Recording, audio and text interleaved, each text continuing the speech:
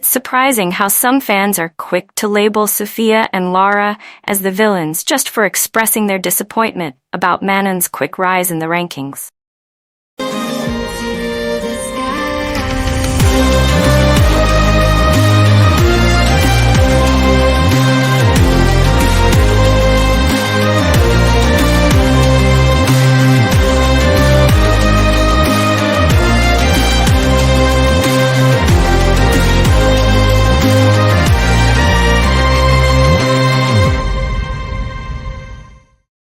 Hello again, Rosieries. Welcome back to the channel that everyone loves to hate. To all the newcomers, hey there. If you can handle my chaotic energy and don't get easily annoyed, feel free to stick around. I know whenever I share my opinions, some people think I'm on something, call me a hater, or claim I have no life. But hey, let them think what they want, because opinions aren't facts. Anyway, enough of my rambling, let's get started. Oh, and do me a favor, will you, please?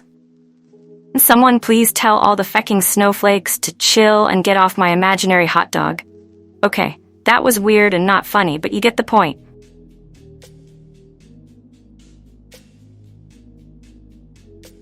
It's surprising how some fans are quick to label Sophia and Lara as the villains just for expressing their disappointment about Manon's quick rise in the rankings. I totally get where they're coming from, though. Imagine putting in the work, showing up to every practice, giving your all since day one, and then seeing someone who arrived later, even though that wasn't Manon's fault, missed some sessions, and had extra privileges, suddenly shoot up to the top 6. It's understandable to feel a bit overlooked or frustrated by that. But here's the thing.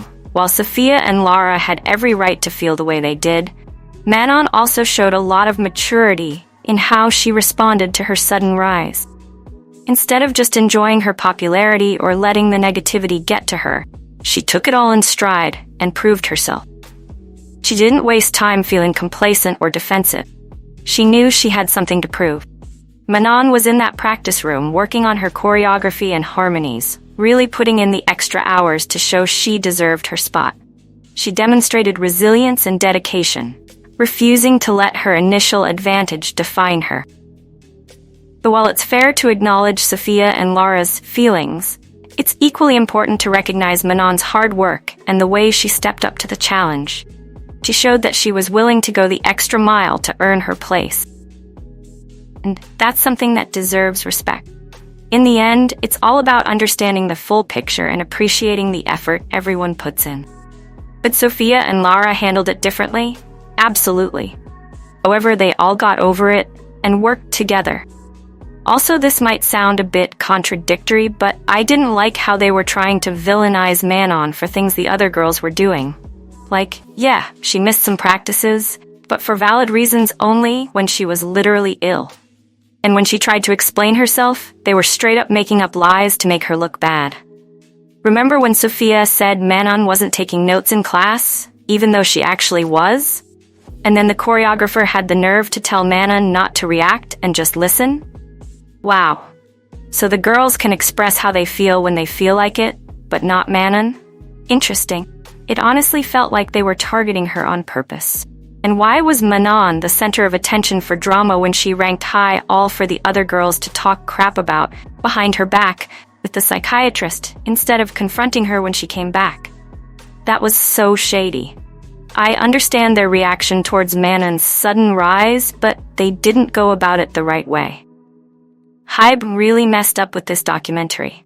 It made the whole group look bad, and I'm pretty sure that wasn't the intention. Just terrible PR, honestly.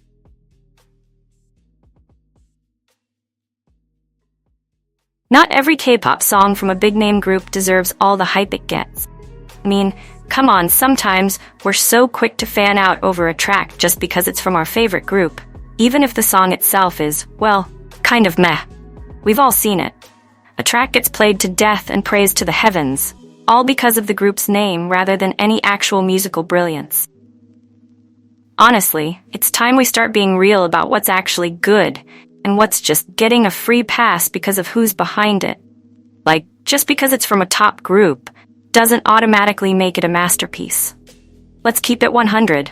If a song's just average, we should admit it and not just ride the bandwagon because of who's singing it.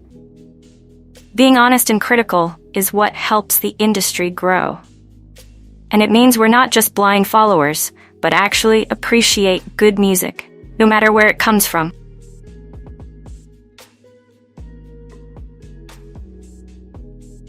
Yeah, I understand that the industry is all about speed and pumping out new talent as fast as possible. But seriously, we're seeing younger and younger idols hitting the stage who barely had time to figure out which end of the mic to sing into.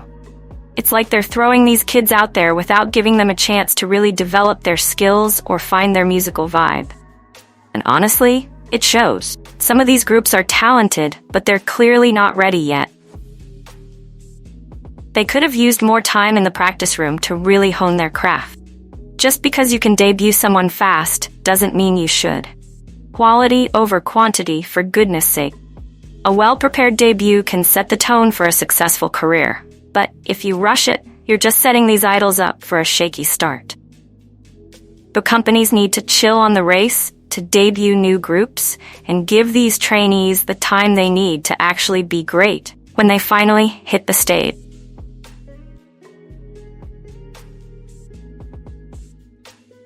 Okay, let's talk about these reality shows and survival programs. Because honestly, they aren't always the best route for idols. Sure, they give idols and groups a ton of exposure, but at what cost? Stress, the tears, the drama. Sometimes it's like they're competing for an Oscar, not a debut stage.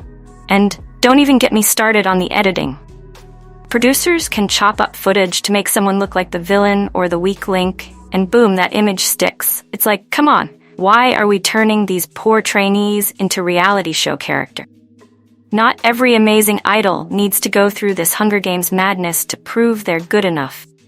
Sometimes, a good old-fashioned debut with solid training and actual support from their company is way more beneficial. No need for all that unnecessary stress and manufactured drama. Let idols focus on what they do best, performing and making great music, without all the reality TV nonsense, and we'll all be better off for it.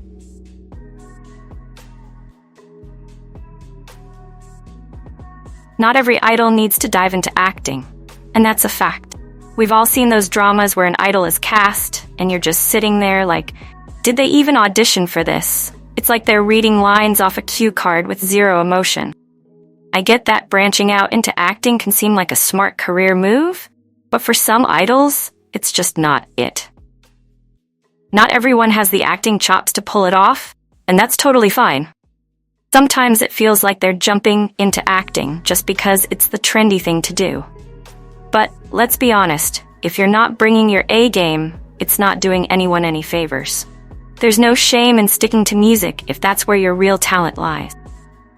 We love you for your singing, dancing, and performing on stage. You don't have to be a multi-hyphenate star to be successful. If you're not cut out for acting, maybe just let it go and focus on what you're actually good at. The industry is tough enough without idols forcing themselves into roles that don't suit them. Stick to your lane and trust me, we'll all be happier for it. There's plenty of room for idols to shine in their own unique ways without needing to hop on the acting bandwagon. Keep slaying the stage instead.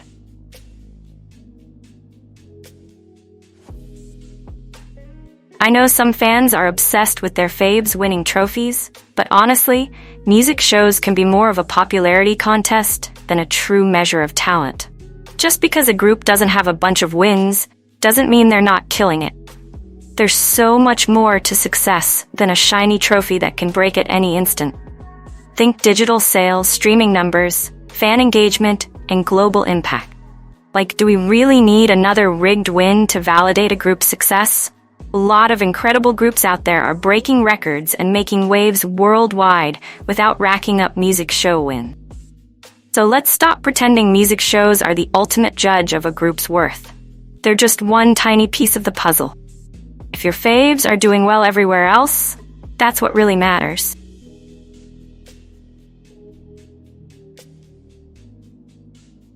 K-pop stans can be so backwards sometimes. Like, one minute they're crying about the lack of talent in the industry, and the next they're hyping up someone just because they're pretty? Make it make sense.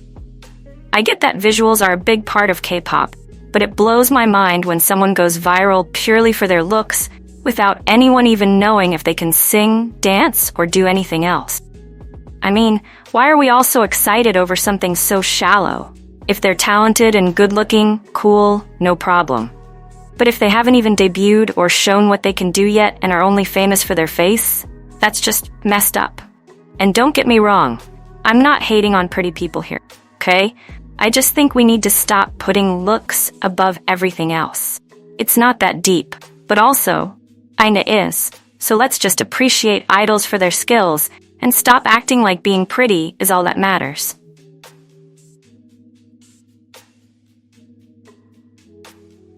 Min Hee-jin had it coming, honestly. It's that old saying? Oh yeah, karma's a bitch. It's no shocker that HYBE decided to kick Min Hee-jin out as CEO of Adore after all the chaos she stirred up. In any normal job, she would have been shown the door ages ago, but I guess it was only a matter of time before they found a way to boot her. And you know what? Totally deserved it. Now, hopefully, the idols she recklessly went after can finally sleep at night knowing that this psycho can't hurt them anymore. Or wait, can she? Doesn't she still have access to her shaman or whatever? Yike. Anyway, I just hope this doesn't turn into another mess. But if it does, I hope HYBE learns from their past screw-ups and actually handles her properly this time. Seriously, they need to clean up their act.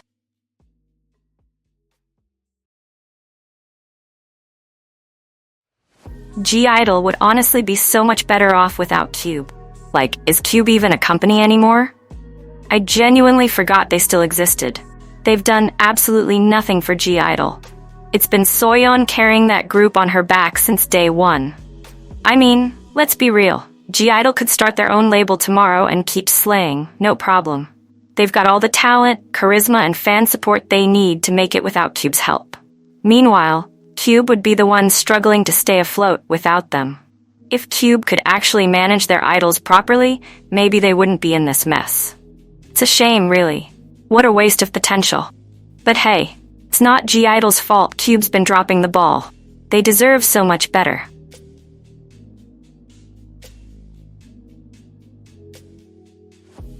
Being a fan favorite doesn't always mean that a member is the absolute best or deserves all the spotlight. Sometimes, the person who's getting all the love from fans isn't necessarily the one who's bringing the most talent to the table. Fan preferences can get pretty skewed, and let's be honest, sometimes it's less about actual skill and more about who's got the most hype on social media or who's got the cutest moments. It's great that fans have their favorites, but let's not kid ourselves into thinking that popularity always equals talent. Just because someone's the most adored doesn't mean they're the most skilled, and it's totally okay to admit that. So next time you see a member getting all the love, remember it's just one piece of the puzzle. Talent and skill should still be the main focus.